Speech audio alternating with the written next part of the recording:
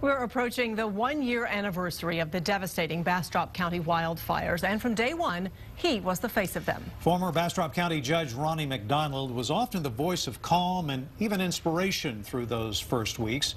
1 year later, he sat down with our Shannon Wolfson for a candid conversation about those first frightening days and how he has watched his hometown recover in the years since. Talk to me a little bit about that first day and the first week. Well, I'll tell you, it started out, we had just got out of church. I was driving back from church and I saw all these clouds. And I started getting phone calls and people saying, Ronnie, what's going on? Evacuate. We realized that this was a time of getting people to safety rather than trying to fight the fire. And I think those first moves that were made saved lives. When was the moment that you realized, this is a horrific situation? It was early. When I spoke to my emergency management coordinator, and Mike Fisher had been around a lot of fires. I mean, that's been his life. But when he said this is the one that had been talked about, that let me know that it was major.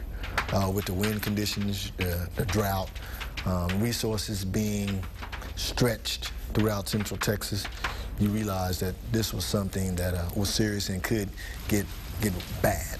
So you knew immediately that this was something that was going to take a lot of work to move past. We made a habit. It was appointment viewing of watching that 10:30 in the morning press conference that you had every day, not just for the media, but also for the citizens. How important was that regular communication for you and for the people who lived here? I think the most important thing was being able to identify with our residents, let them see that we were going to be there for them.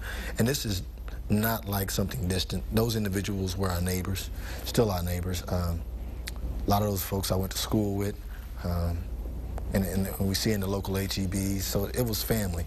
So it was important for us to be able to communicate with them. I think we all remember that day that then acting Governor Dewhurst came in.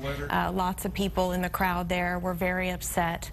It got a little heated, and then you stepped in, and I like to think in my mind that you went from Judge McDonald to Reverend Ronnie. Out of this, something great is going to come. I mean, you made this impassioned plea and speech to those people to stick together and to be patient. Where did that come from?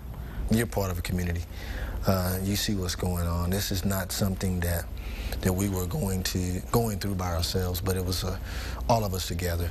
And the importance of us focusing on hope, focusing on the future, that we're going to come out of this. Is there now anything, looking back 1 year later, that you think you would have done differently? I probably can find a lot of things I would have done differently. Tell me what. It's hard to focus on, but what I would say is I would always remember this, because I think if you always go back, you said we could have had better communication, we could have did these different things, but I want to focus on those things that were good.